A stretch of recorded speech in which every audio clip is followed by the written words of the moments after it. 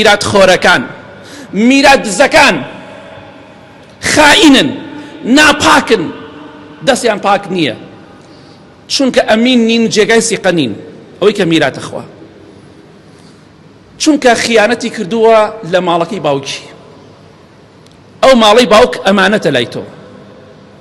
یعنی خێرە جەنابەت هەموو ساڵی خەریکی فەلاحەتی لەو دەشتە خوشکەکەشی بێبەش کردووە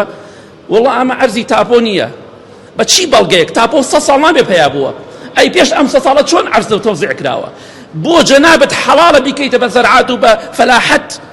بەڵام بۆ خوشکەکەت نابێت چونکە تاپۆ نییە ئەمە کێن قسانی بۆ کردویتە شتی وا لە دینە نییە تاپۆ 100 ساڵ نابێ پەیا بووە ئەی پێش ئەوە چۆن حەل کراوە تەوزیع کراوە لەخوا بترسە مادەمی باوکتە ئی هەمووتانە ئی خوشک و برا هەموویەتی بۆیە تۆ خیانەتت کردووە لە ئەمانەتەکەی باوکت خیانەتکاری پێغەمبەری خوا صلی الله عليه وسلم لە حەدیثێکی صەحیحدا دەفەرمی ئینسانی منافق چییە وإذا اؤتمن خان کاتێ ئەمانەتێکی لابو خیانەتی لێکات تۆ صیفەتی منافقت یایە بەخوا نە بە حەج نە بە عومرە نە بە هیچ عیبادەتێک ئەو مافی خوشک و براکان و خوشکە زاوبرازەکانە سەر لا ناچێت چونکە ئینسانێکی خائینی ناپاکی دەستپاک نیت خیانەتت لە ماڵەکەی باوک و میراتەکەی باوکت کردووە ئەوەی هی باوکت بێ هی هەمووتانە تەواو بەپێی شەرع کەواتە ئاگاداری خۆت بە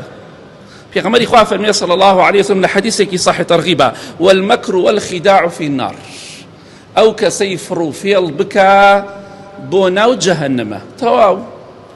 تۆش فێڵەکەی ئەمانەتەکەت نەپاراستەوە فێڵ لیان کە و داگیرت کردووە کاتێکە ئەمە داگیر کردووە باسی گەندەڵی مەکە تۆ خۆت گەندەڵی جارێ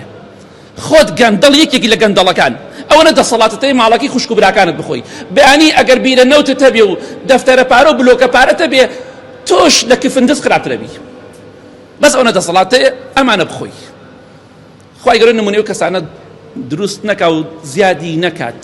بۆیە بەتونی باسی ئەەکەم چونکە زۆرێک لە خەڵکی لەم مەسەلەدا تێکەوتونە